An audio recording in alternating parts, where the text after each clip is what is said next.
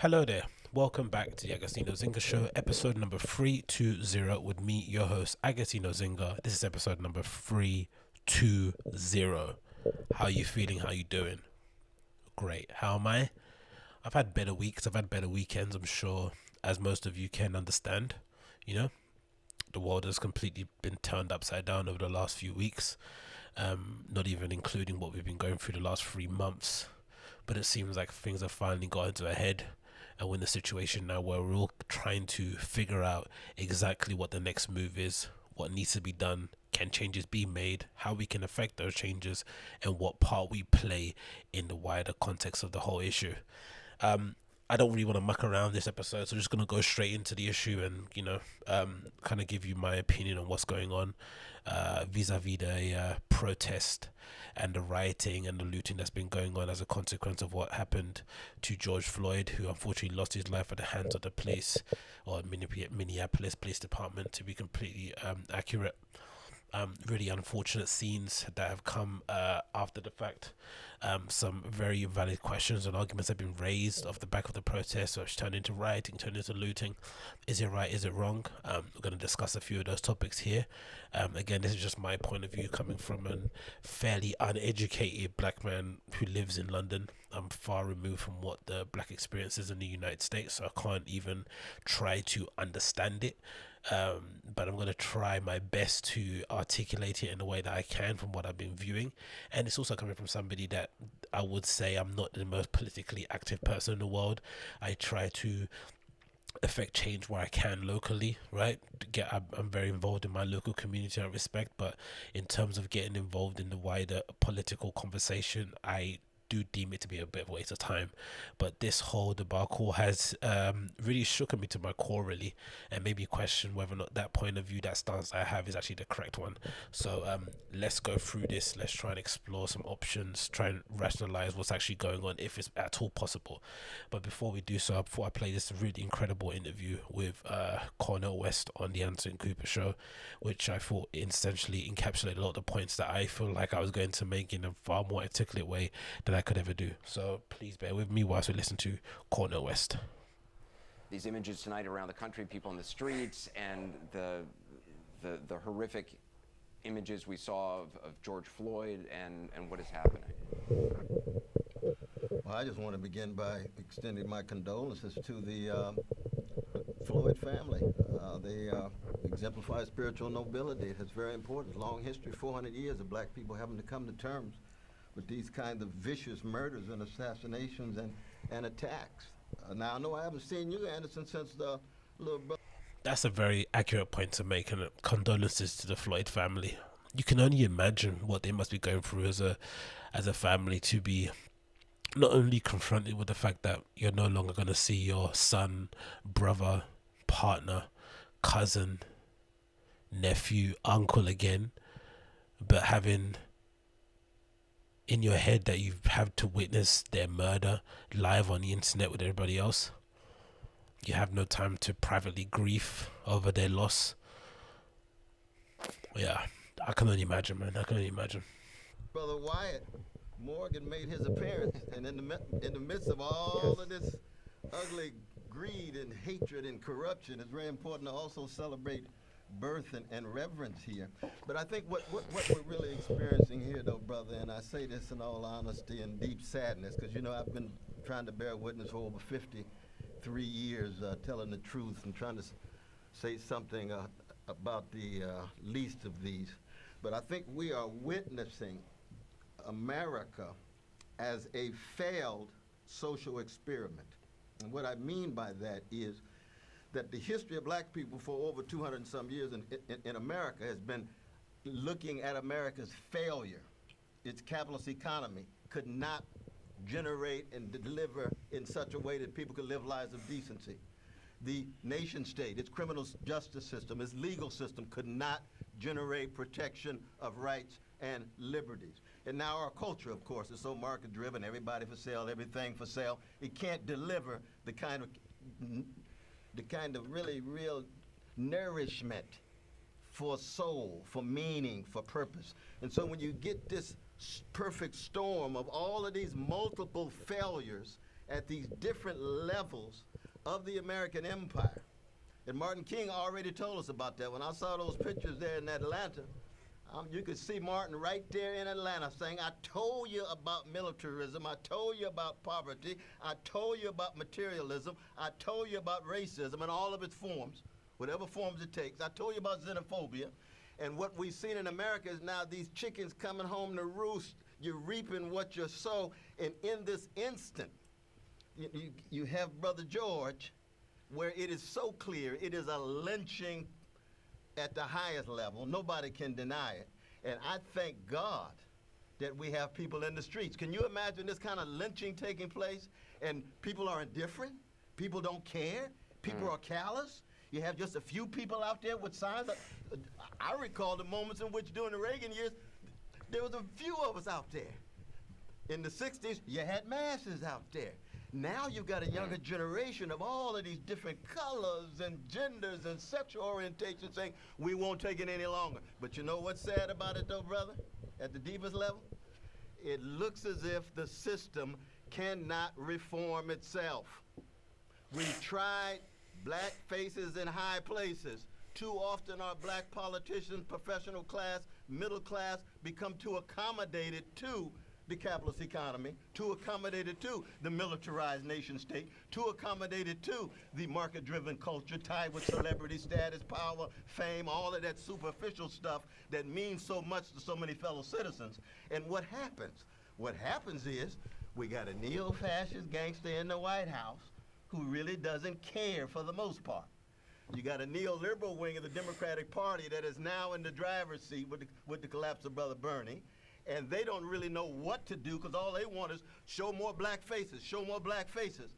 But oftentimes these black faces are losing legitimacy too, because the Black Lives Matter movement emerged under a black president, black attorney general, and black Homeland Security, and they couldn't deliver, you see?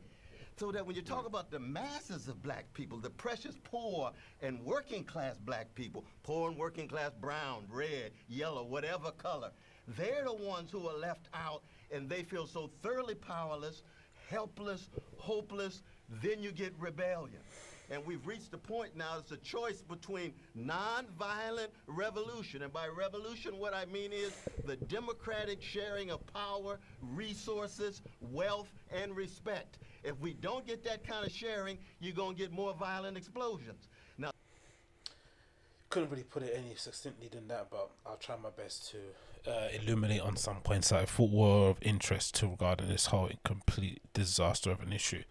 Of course, first and foremost, as I mentioned, as Cornel West mentioned, thoughts and prayers go out to the Floyd family. I can only imagine what they're going through and everyone associated with them. They're a family in mourning, a family that hasn't had a chance to grieve in any sort of meaningful way. They've had to replay their son, nephew, uncle, death on the interwebs with everyone else to watch at the same time. It's just shocking to even think how they can go through that and how they're remaining so strong. You can only just pray for them, really keep them in your prayers. But some thoughts about the whole issue that I wrote here. So I think, number one, I think this is bound to happen. I think everything that has happened so far, especially since COVID, my eyes have been open to like the necessity for good leadership in any way. In most places, leadership is really the answer. If you don't have strong leadership, if you don't have good leadership, it really is it really is a flip of a coin whether or not things are going to be successful or not. And having read Extreme Ownership, you get to see what actual good leadership looks like, sounds like, and how it can be cultivated. So that's one of the things. Number what I wrote here, I think it's also a consequence of the lockdown. I think having spent the best part of 3 months plus, most of the Western nations have spent about 3 months in lockdown. I think for the most part, I imagine the United States and the UK have probably had it the worst in terms of the lack of direction, information, leadership, and governance from the people that we put into power. Right? They haven't really been able to articulate what exactly is going on. They haven't they've been probably quick to lock down, right? I think Trump is somebody has been banning around that line about how he was the first to stop the travel from China into the United States. Bravo, pat on the back for you. But mostly, they've been incredibly inept at what comes next. It's all well and good locking down the country. It's all well and good telling us to stay at home, to remain vigilant so we don't spread this invisible disease around. But then what happens next? What's the plan for the people that aren't necessarily lucky enough to work in companies that, where they have a laptop that they can take home and work from home? What happens for people that work in the service industry? What happens to people that don't have healthcare? What happens to people that don't have childcare? So many unanswered questions that leadership weren't really in a place to address in any sort of meaningful way, which I think, in a weird part, did build up a lot of resentment. I think even some of the people, especially in America, I'd assume, especially the people that went to go and protest at their local town halls, for the lockdowns to be eased or for lockdowns to be removed so that they can open their small businesses because of tourist seasons that's coming during the summer. I think a lot of those people, some of which were probably, I'd imagine, were ardent Trump fans, would probably look at the person that they voted in and be like, we voted you in so you could help us with situations like this. We thought you'd have our back and you didn't. It'll make them question where their loyalties lie. And I think in that, a lot of resentment's going to build up, right? A lot of people are going to be thinking, why am I being put in this situation that's been no fault of my own? Why am I not being allowed to choose what I do next? Why am I being forced into a position that only benefits a small segment of the population? And then every time you try and question the rationale behind being locked indoors, and maybe you look at the numbers, and you might have a colleague, you might have a family member or two that works in the health department, and they're giving you bits of information. But anytime you try and question anything, you get shot down. You get told to listen to the scientists, listen to the medical professionals, and your voice isn't heard. So what do you think that does to people? What do you think that's going to do to their mental psyche? What do you think that's going to make them? How do you think they're going to look at the world once they are allowed outside? And then off the back of all this nonsense, you see this video play out of this, genteel black dude for the most part, because they love to portray this image of the black man being this big scary ape of a man that's going to, as soon as they touch you, they're going to break you in two. But essentially you get this really genteel looking black dude obeying the police officer's orders, communicating with them, hand-tied behind his back, handcuffed behind his back, right? With 3 or 4 police around him, and then the next moment you see a police officer essentially squeeze the life out of him with his knee on his neck, with 3 other police officers holding him down. And regardless of where you land on the political spectrum, you can't but help but think, what the fuck is going on? This is a complete piss take. And then, of course, you're then reminded by whoever they lean on the political party, whether or not it's a modern day lynching or whether there's nothing to see here, he was just an arrest. But you just can't get that image out of your head. That somehow, in the midst of the lockdown, where we're all going through this collective pain, this collective misery, we're missing our friends, we're missing our regular scheduled, activities that we do, we're missing our everyday life. Somehow, a random citizen's life has got taken away from them because of what? Because they might have used a dodgy $20 note in a shop or something. It's just bizarre. And again, it's a consequence of lack of leadership stemming from COVID, maybe even prior if you want to go back further enough. But the lack of leadership as to how we get out from the other side has led people to a place that we're at now with, they're frustrated, they're angry, they don't know how else to react. You give them a reason and then poof, here we are. Another point I put here as well is that it could also be a consequence of the tone deaf celebrities trying to appear relatable but having the opposite effect, and which emphasizes the haves and the have-nots.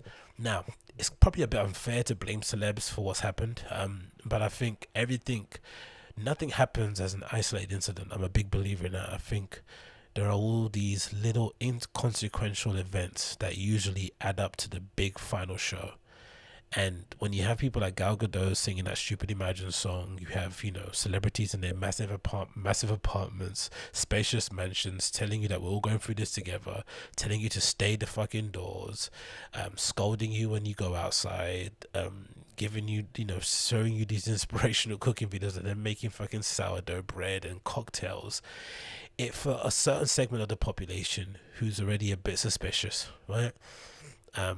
Who maybe hasn't had the luck of the draw, who maybe, has had some bad breaks here and there throughout life, you wouldn't be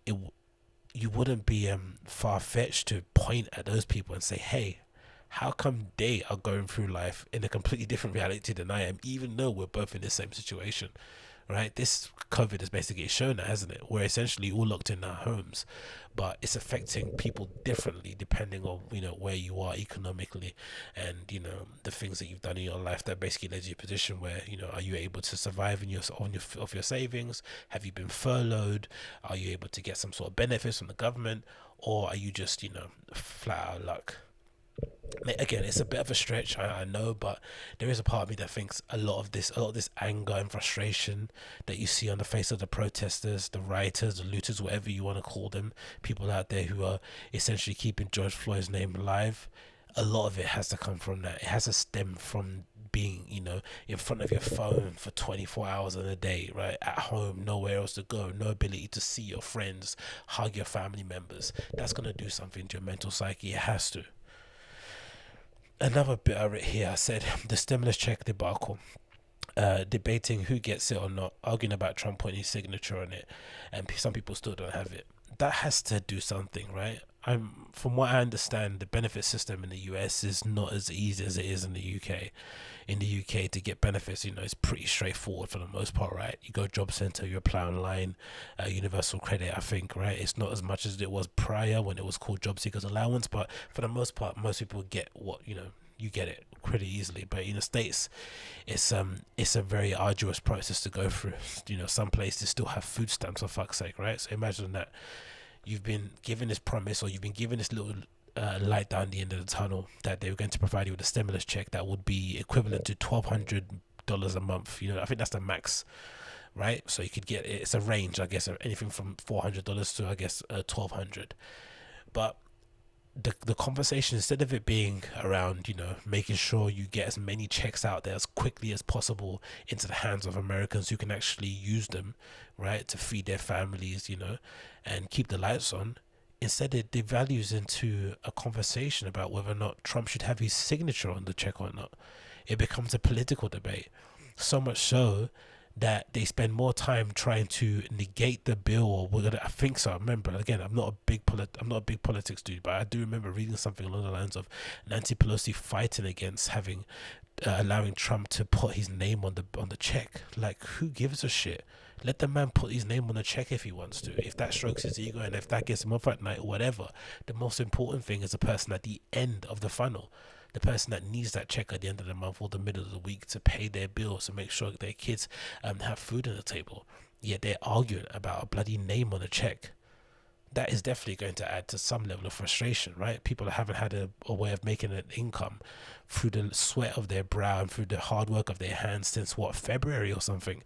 And you expect people to just sit docile at home whilst they watch a fellow citizen of theirs' life get squeezed out of their body through their camera phone. They're not going to do that.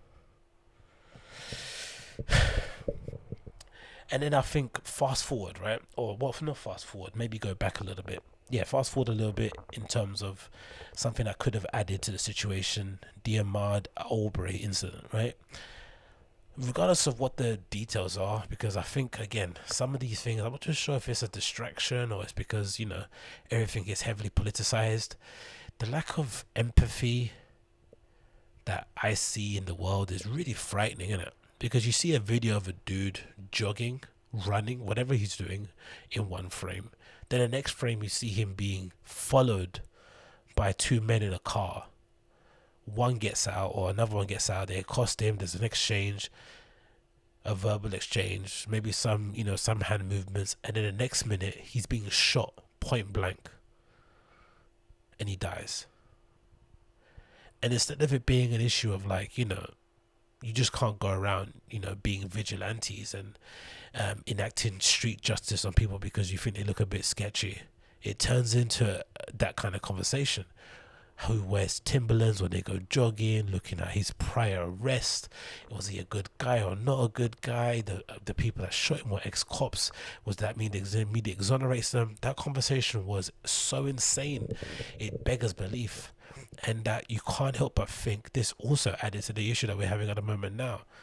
For sure, especially when you find out that the actual incident that we see on social media was what happened a few months prior. I remember reading something along those lines. They didn't when they happened at the time, and somehow whatever state they were in decided not to prosecute the two men who shot him, and until it got on social media, it gained a new life. They will put more pressure on them, and then they had to go out and arrest them begrudgingly. Like, how does this happen? Legitimately, how does that happen? And then you have people here arguing about whether or not people should be looting or not. Can you not see what people are seeing? Like, people like to go on about, movies maybe potentially influencing kids to enact violence, right? Violent movies are not good for children. Violent computer games aren't good for children, which, is inarguable. Something we can argue about another time.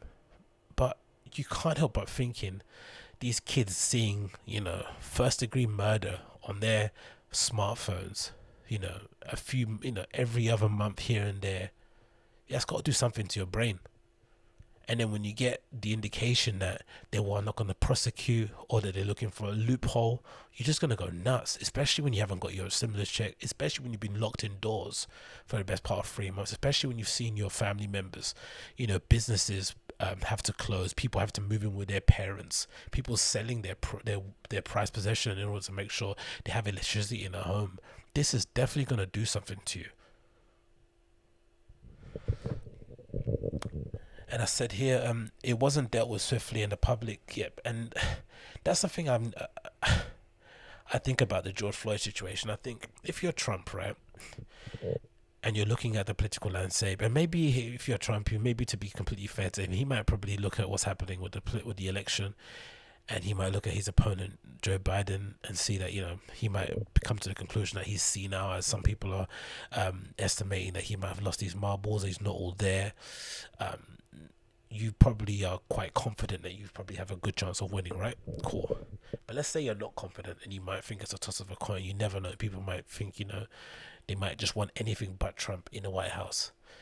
Isn't there a part of you that might think, you know what, this is a perfect incident for me to just insert myself into, right? To deal with the George Floyd situation swiftly, prosecute all 4 policemen, maybe have some second degree charges to the guy that had his knee on his neck, and then the other 3 get, I don't know, whatever charge that is when you're assisting a murder or you're willfully being unaware of it.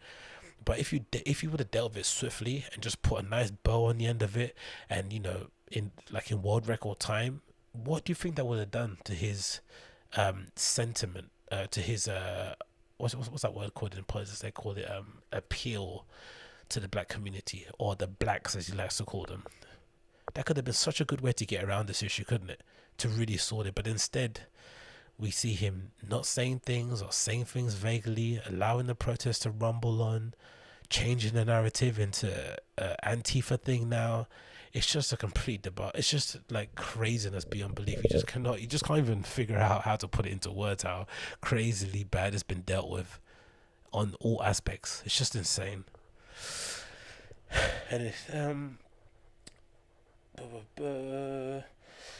you go, and then the inability to charge the police too was something that I didn't get. I guess you have to investigate the issue, but part of me thinks, again, this is my own interpretation, but I think a part of me thinks the second half of the protest, especially on the second day, mostly stemmed from that press conference they held in Minneapolis with the state attorney, right? I think his name was Mike Freeman. Do you remember that? And he said something like, yeah, I've got the actual video here. I think this is what really stoked the fires in this whole debacle. This was such an ill-timed press conference. I don't know why they let him speak.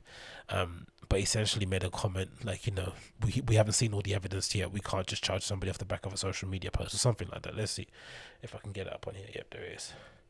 This is from the Aaron Rupar guy. Definitely follow him on social. He posts loads of cool little clips from news channel TV from the news.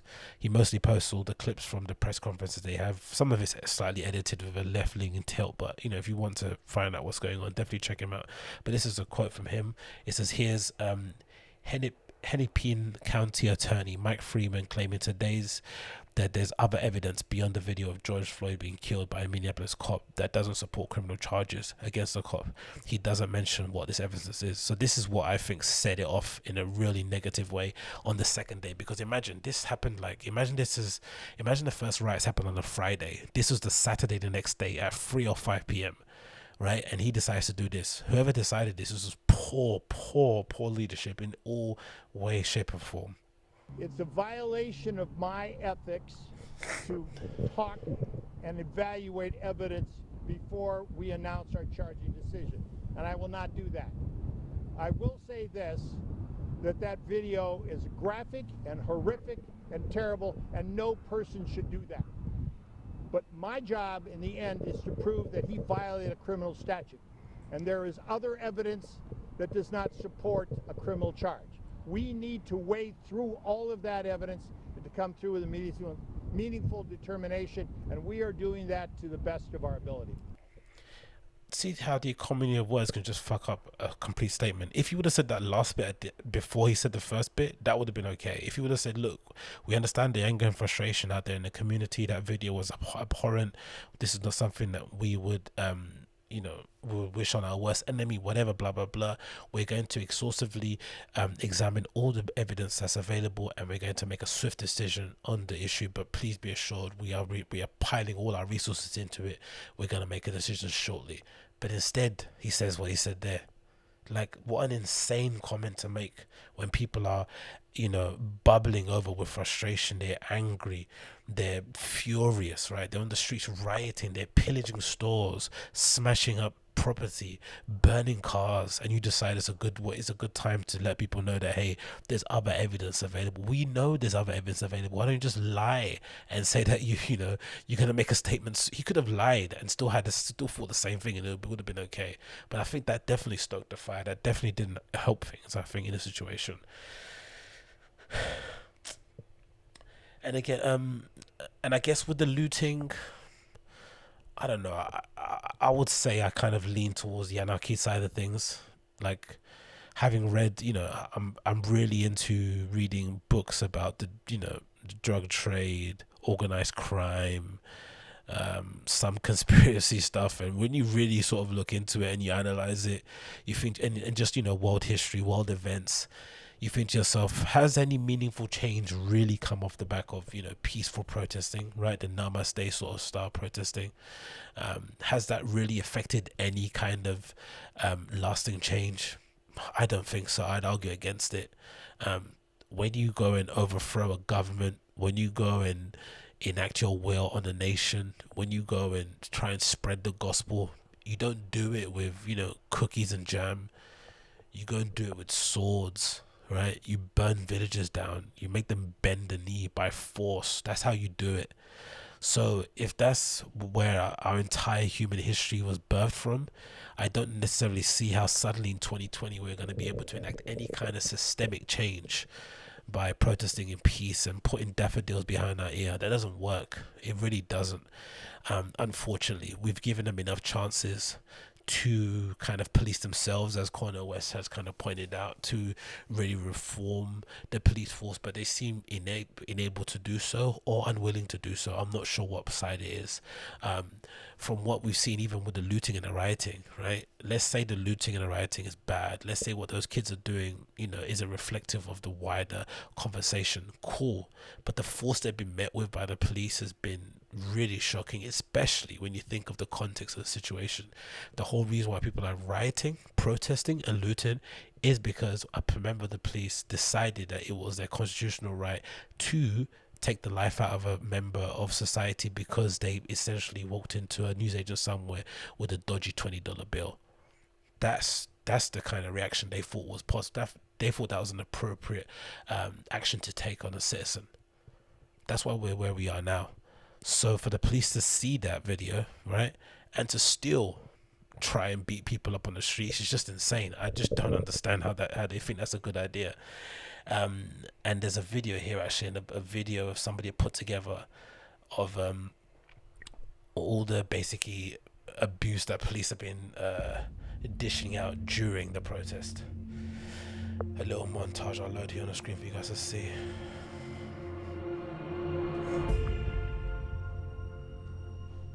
Honestly, it's the highlights of the protest. It's not the abuse one, but just check it out here regardless.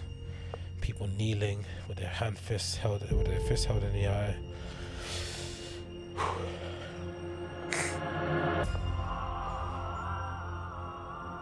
Groups of police approaching the line of protesters, peacefully sitting down. Tear gas and batons. Absolutely nuts. Buildings on fire.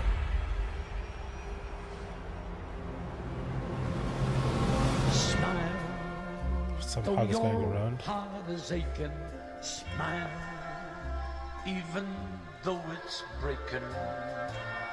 When there are clouds, Guy with a chainsaw walking around casually on the streets. you'll get by if you smile through your fear and sorrow. Smile, and maybe tomorrow you'll find that life is still worthwhile if you just. And this is the perfect video, right? There's a video here of a dude in an orange hoodie being arrested by the police, essentially. One has him, especially he's got his face down on the floor, right, with one police officer trying to get his hands tied. And then you've got one dude, another one comes along and essentially does the same thing that happens with George Floyd, puts his knee on the guy's neck as they're trying to arrest him. Now this is after what we've seen, right, after this graphic video, but instead we've got a video of two police officers doing it. And if you've read anything online about people that do jiu-jitsu, people that do self-defense courses, when you're lying flat on your stomach like this, and someone puts pressure on your back, it immediately stops the air, passing through your diaphragm. You're immediately in a disadvantaged situation. The person that's in control, quote unquote, should be able to restrain you pretty easily in that position. It's quite hard for you to have the strength and the power and the wherewithal to get out of that position, regardless of whether or not it's another guy on top of your neck. You don't need that extra force to really get somebody subdued. It's not necessary. But because these guys don't know what they're doing, they're poorly trained, or they're just willfully ignorant, or they just don't care, he still puts his neck on it. He still puts his knee on his neck. And luckily, one of his colleagues sees what's going on and moves his knee away. As in like, hey, wake up, don't you see what's going on? That's the thing I don't understand. You know what I mean? Like, they're not even on their P's and Q's after what's happened. They're just continuing as going on. So the issue I'm assuming they're having, or that we're having as a society, is that there's no shared narrative, I assume. There must be a segment of the police force who, in their heart of hearts, believe that what the police officer did to George Floyd, there was nothing wrong with it. They must exist, because the reaction that we're seeing from the police, the anger and the frustration and the force that they are dealing with the protesters, makes you think that they genuinely think that people have got it wrong, that we've somehow not seen all the footage, that there's more evidence out there, that we're misinterpreting it, that we've kind of taken away the context to the whole actual issue. But what more footage can we see?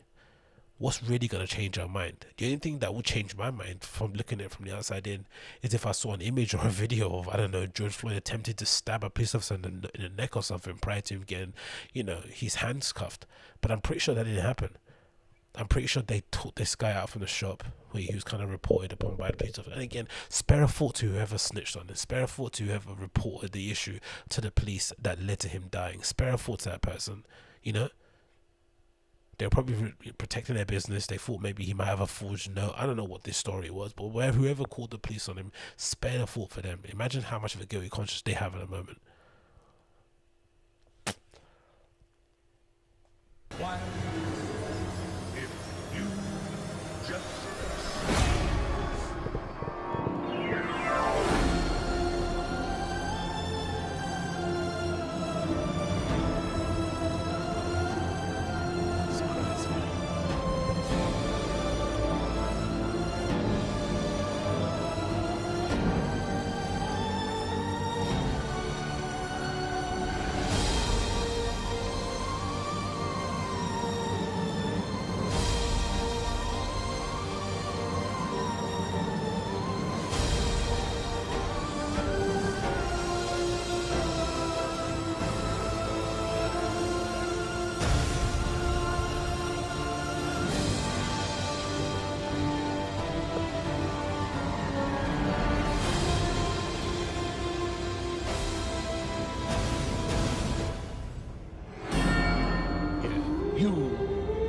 just smile. People just had enough, haven't they? They've had enough. Continue, just had enough.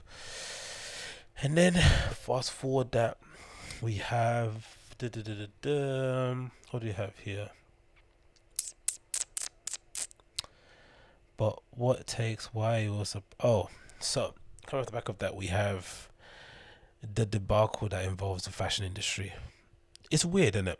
You wouldn't have thought. How do you approach this one?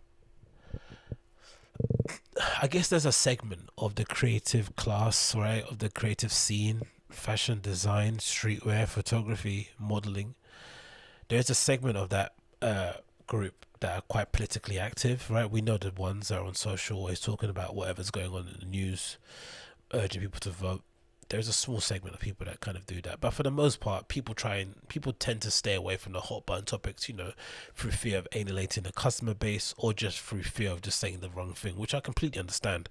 I don't think it's anyone's prerogative who has a position where they're essentially required to report to different. They're basically accountable to different entities. It's not maybe within their purview to step out and say things, unless maybe they're as serious as the George Floyd situation.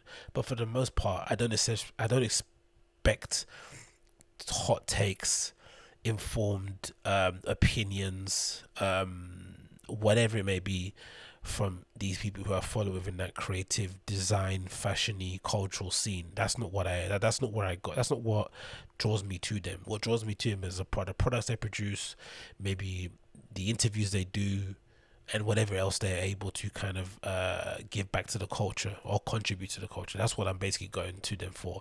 If I want any kind of information that's outside of that, I go to the experts in their respected fields, but I don't get my worldview from these people for the most part, because they're fallible just like I am, and because they don't really have expertise in the things that I'm looking for. It is what it is, and it's no big deal. But I guess this situation, the George Floyd death, has touched people in such a strong way, and it's such a black and white issue for the most part. Again, talking about what Mike Freeman says, there's other evidence out there, but for the most part, it's a pretty black and white issue. It should be pretty easy, if you are compassionate, if you actually do give a shit, for you to kind of articulate yourself in a way that people can understand the pain you're going through, the confusion of what you're feeling, and for you to kind of offer some kind of relief in the midst of what's going on. For some people, and again, not for me, right? I don't necessarily go for them for relief. I don't give a shit what they have to say, but I guess for some people, they would like that, right? Just to kind of feel a little bit like, okay, cool, he or she gets it. But when they don't, it really does sting, doesn't it? Because you build these people up as heroes. You think they're your friends. You think they're your mentors, and if they're your mentors, you'd want to kind of follow them. You want to follow their lead in certain things that they do outside of what they produce, right? Just in their kind of everyday life, you might have the same views that they have on family and friendship, love, whatever it may be. So when they do things that kind of jar you or kind of surprise you in some way, not maybe a surprise, but are unexpected, I can understand why it's disappointing. But I'm here to tell you that you should be very careful about the people that you idolize. And for the most part, you should try and practice the art of separating the person and the work they produce. They're not all in the same. Some people are shitty human beings, but they make really great things. Some people make really horrible things, but they're really great human beings. You should have to separate the both and then decide then what you want to follow, what you want to champion. But don't think that just because a person seems cool, appears safe, that they're actually a cool person, because most of the time they're not. Unfortunately, it is what it is, isn't it? We all can't be cool guys, I guess, in that regard. But I guess this Virgil Abloh situation is a really good indication of said issue. So number one, I guess you have what kind of spurred this whole situation, because it's really, really bizarre that number one got himself involved, because he's not really the most political person anyway. But essentially he did kind of rear his head into the conversation. So as I mentioned previously in other podcasts, I think part of the reason why people get cancelled, I think, especially people, or mostly celebrities, right?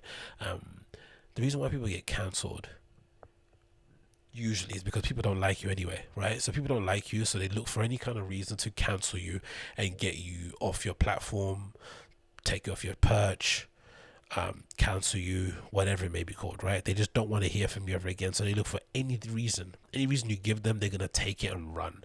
So you have to be very, very careful about the things you post, or very aware, because I think if you're somebody that's not liked on social, you're probably an understanding. You probably know that you're not liked. You have an understanding that, okay, people don't really like me. The sentiment out there is that I'm a bit of a dickhead. So you have to be very cautious about the things you do. You have to be. There's no way you can be willfully ignorant of that. So you have to really watch your P's and Q's. Now, in the case of Virgil, I'd say, personally, again, this is my own personal point of view.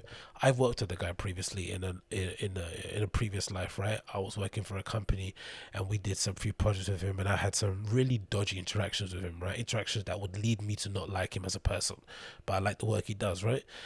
It's not necessarily my place to really speak on the issues and really explain them, because that's not necessarily something that I do.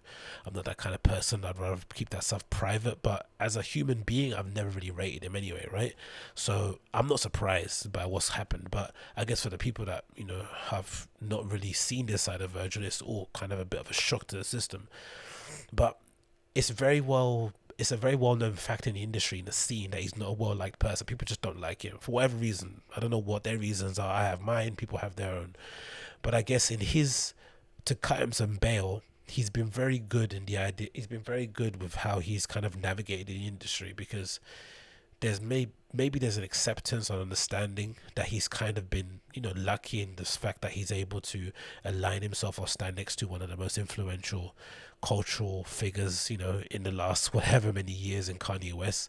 That's essentially afforded him some opportunities and opened him some doors. But he's, you know, most of the success that he's had has been purely down to his hard work, right? He's an insanely hardworking individual, and he's essentially been able to put himself in a position where he's now an artistic director at Louis Vuitton menswear. He's got his own brand in Off-White that's really doing big things, and he's got great Nike collaborations under his belt, so he's absolutely smashing it. But I think along his journey, he has also understood or come to realization that, you know, most of the reason why he's got to where he's got to is because of his network. As most creative people out there will know, a lot of the reasons for success of some rather than others is mostly due to, you know, timing, and the people that are around you. They can really help you navigate up the ranks to get you where you need to get to.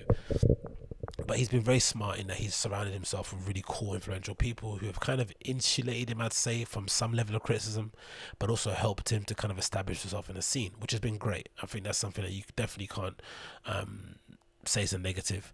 And for the people that are closest to him, you also have to be fair to Virgil and say he does provide opportunities to everyone that is friends or is associated with him. He's given chances to, giving them looks, shouted them out on Instagram, you know, the kind of stuff that doesn't really seems inconsequential. It doesn't seem that important. But if you're involved in that scene and you want to get around and you want to get up and about and get some exposure, if he's able to, you know, to at you in a story, put you in a post, comment on something you did on Instagram, it does go a long way in terms of how you're perceived in the industry. And he's been very smart and very generous with his clout in that respect, right? He's out there giving people clout tokens, which is very, very cool thing to do. But aside from that, you know, there's not much else to write about in it when it comes to his product and how he conducts himself, the things he says in the interviews, the fact that he loves to do this, you know, word soup thing where he tries to, where you can explain something in one paragraph, he takes up four, you know, uses big words just to sound more intelligent. All these really weird things that make you think, like, what is this guy hiding? Who's he trying to be instead of who is he really, right? It just kind of makes you a bit confused. So I guess with this, in an effort to look like he's a good guy, right, which is always a bad thing to do, he decided to share a screenshot of this post that somebody, I guess, shared with him, where it looks like he's only donated $50 to the fund that's supporting kids that are getting bailed out during the riots that are happening at the moment. So this is a screenshot post on Twitter, and it said, if Virgil cared about black community, he would have donated more than $50. And the screenshot says the following here. It's a screenshot from Virgil. It says, the Miami community in the crazy inspired. I'm crazy inspired for kids in the streets that needed bail funds for George Floyd protest, and it said he sent £50 to the Fem Power, I think, organization, and he says he's matching the local energy from the list of people there. Now, if you're honest, even again someone that's not a fan of the guy, what he's doing is basically sharing a post that he's been obviously tagged in or sent, someone maybe DM'd him, and he's matching whatever the person donated. So I'm assuming it's some kind of, hey, we're going to make this fund for people that have been protesting to support them. Maybe it's something that's specifically a fund specifically set up for black kids who have been protesting, black females, whatever it is, right? Someone donated $50, he matches it, and then he shares it in hopes of other friends to do the same. But the optics of it look really nuts, because I think early in the day he made a post where he basically bemoaned the fact that people were protesting and rioting in the streets and breaking up stores and smashing merchandise and shit, right? So that basically set people up and made them really get angry. So let me see if I can find the post here. I think this is the one in it, right? And then the other one, Sean Weatherspoon. So yeah, so I guess before people saw that post of $50, they got really angry because he got really upset when he saw images of his shop, RSVP, which I'm not sure if he still owns or if he's part of it, or if he just, they're just family. And of course, Round 2, the store owned by Sean Weatherspoon, famous for the Nike Air Max 197 collaboration. So he got on his high horse about, kids should hide their head in shame or something. Let me see if I can find a post and read it, because it was fucking ludicrous. So this is his post, right? Responding to the image of Sean Weatherspoon's store getting ransacked during the riots. And it says the following: case in point, at 81, why I said streetwear is dead. And straight away, you're a wanker, jog off. This hashtag 81, what, as if we've been keeping a log of all of his points regarding why streetwear is dead. It's just nonsense.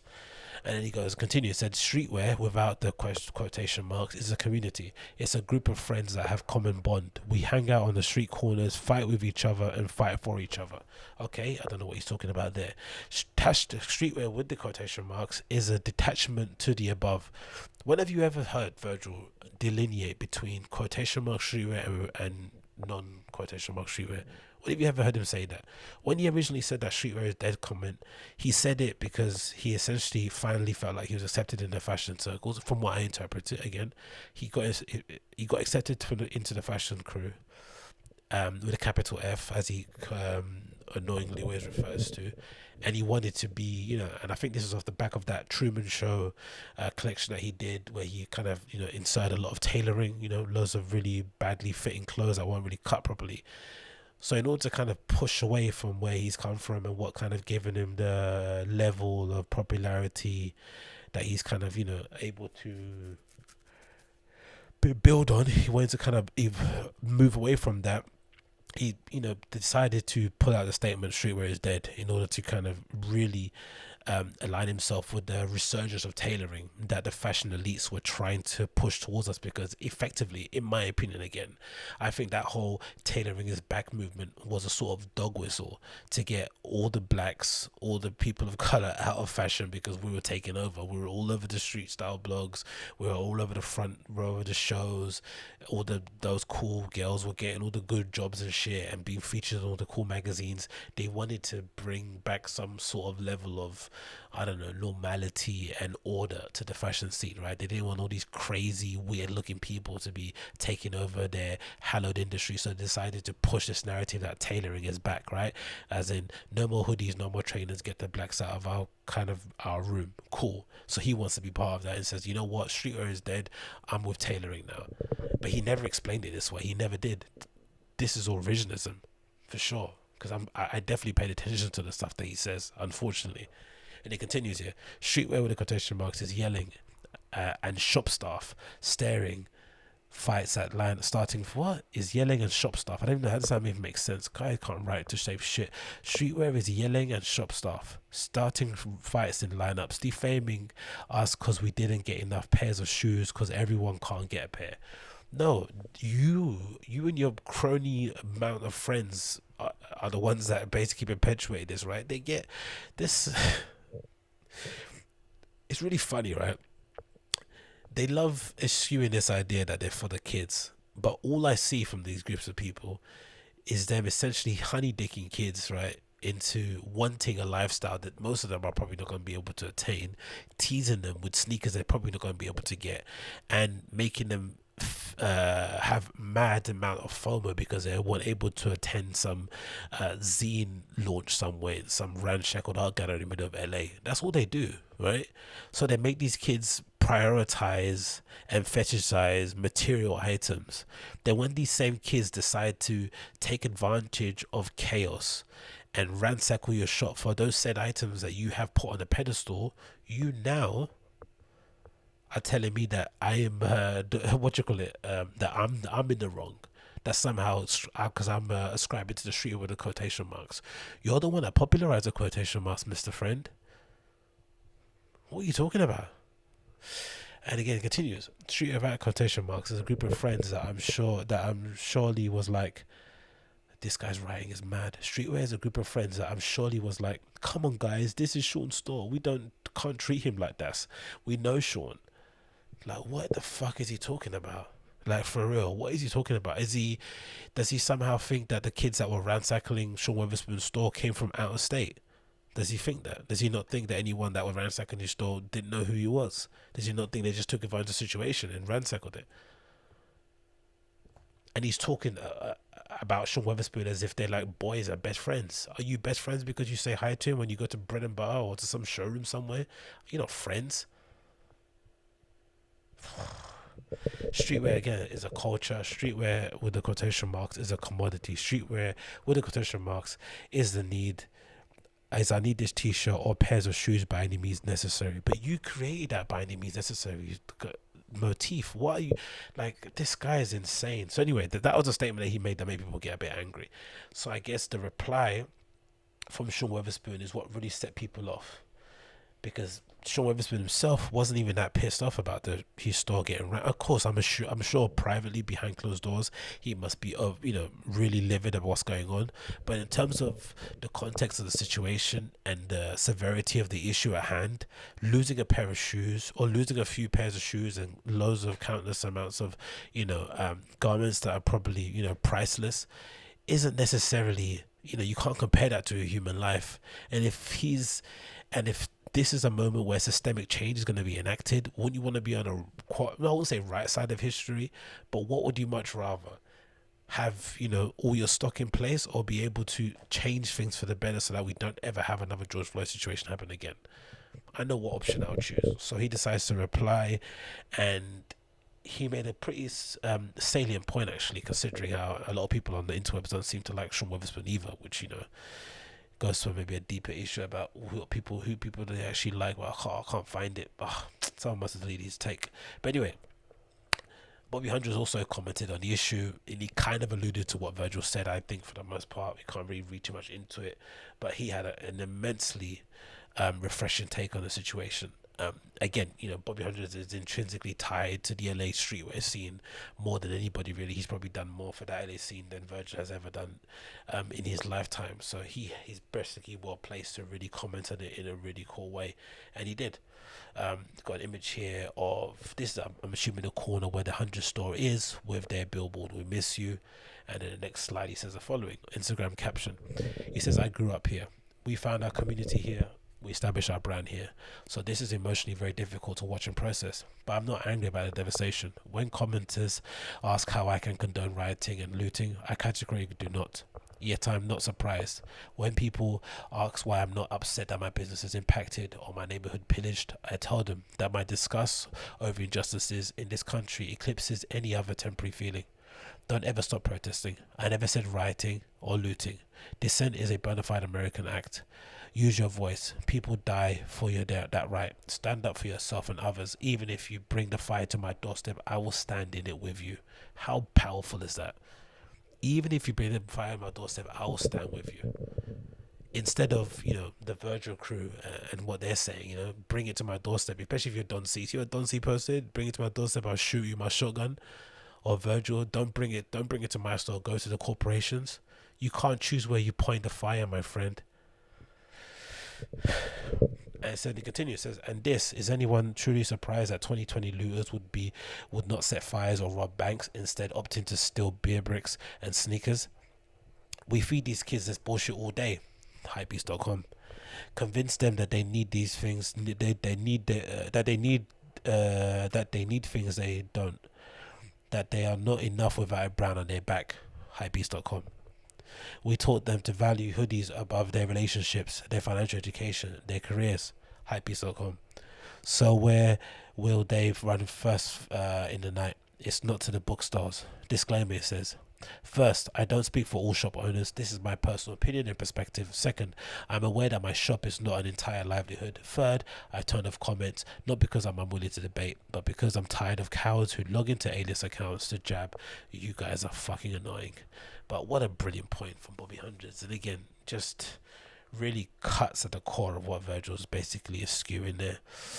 And then the next couple of points on this one were, what's this one? What's really going on? Let's get this on here. Bubbly, bubbly, bubbly, bah. What was this screenshot?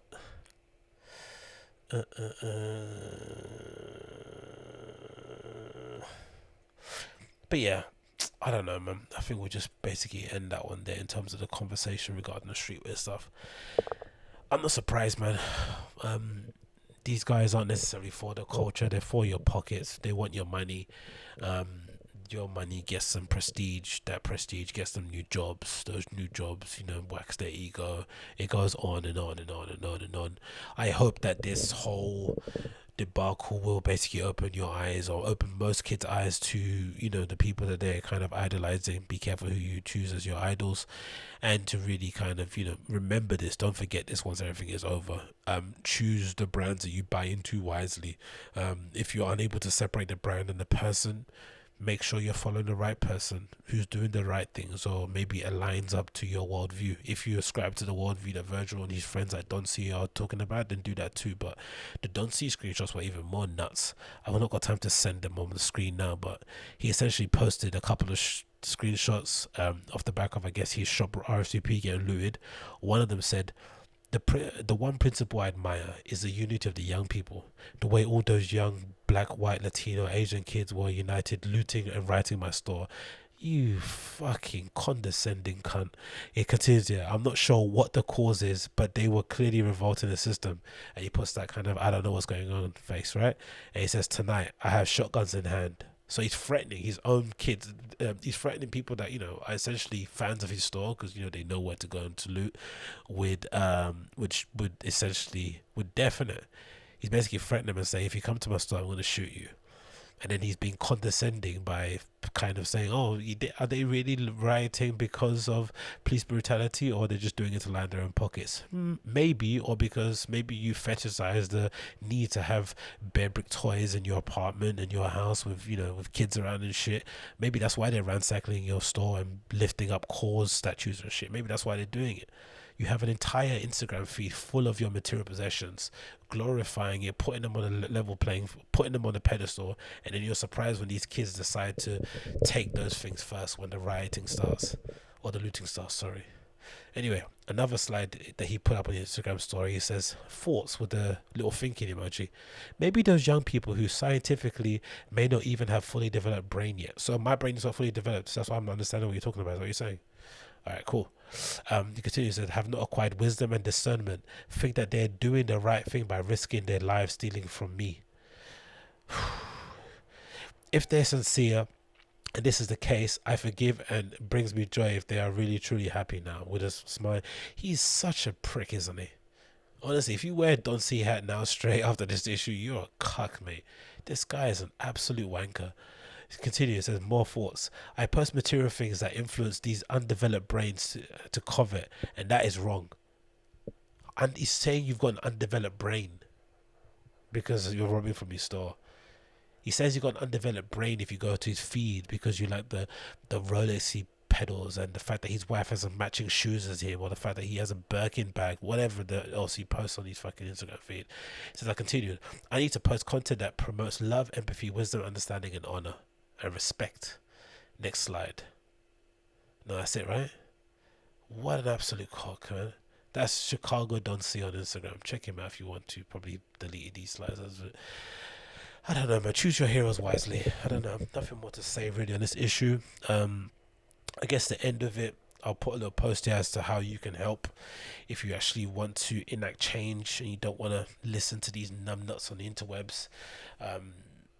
I'll put it here on the screen. It's blacklivesmatter.card with 2 R's .co. So that's blacklivesmatter.carrd.co. It's got loads of ways you can help, from signing a petition, text or call, donating, more resources, information for protesters, and an FAQ. Check out the website. I'll link it in the show notes as well for you guys to see. But that's blacklivesmatter.carrd.co. And then there's also news of the London riots happening as well. If you're located within London, or I think it's the UK or London, see the post coming up. There's some riots happening too, some protests happening. So if you want to take part in those, then do that as well. Some Black Lives Matter protests. This is a post from Love magazine. It says important protest dates in London. If you witness an arrest or a stop and search or any legal questions, call the Green and Black Cross GBC protest support line at 079-465-45111. But here's the most important thing here. It says Black Lives Matter key London dates. Nil for Floyd, Trafalgar Square Sunday, that's already passed. So we have one coming up on Saturday. No, sorry, a peaceful protest happening in Hyde Park Wednesday, 3rd of June from 1 p.m. So that's Wednesday, 3rd of June in Hyde Park, Wednesday, 1 p.m. And then we have another protest at Parliament Square on Saturday the 5th, 6th of June for 1 p.m. And another one again on the Sunday at the 7th of June, 2 p.m. Note here, keep an eye on LD, hashtag LDNBLM on social media for updates. Important, wear protective masks, bring food, water, and wear non-identifiable clothing. So make sure you're in all black to you don't get spotted by the old popo. But yeah, that is it on that one. I think I might just end it there because I don't want to keep brabbing on about this stuff. I don't really have any of the answers, and I'm probably an sequential voice in this, but I thought I'd give my perspective on what's going on. Hopefully you've got some kind of information on where I stand and the situation at hand. If you are protesting out there, make sure you keep yourself safe. Don't get yourself caught up in any sort of bother. Make sure you look after each other, and hopefully off the back of this there is some sort of systemic change and we live in a much better world. Hopefully this is the last, as gruesome as that murder was, hopefully this is the last we'll see in our generation, and maybe for our kids' generation it could potentially be an opportunity for change, an opportunity for some kind of reform. You can only hope in it. You really can only hope. So thanks again for checking out the Agostinho Zinga show. This has been episode number 320. As per usual, if you want more information regarding myself, please check out my website at agostinhozinga.com. The link below down there. If you want more information regarding me, blog, social media, all that stuff, make sure you add me on Instagram. That's instagram.com/Agostinho Zinga, all one word. Make sure you add me on Twitter too. That's Agostinho Zinga, all one word. Make sure you add me on those two platforms. But until then, take care, be safe. Bye everybody.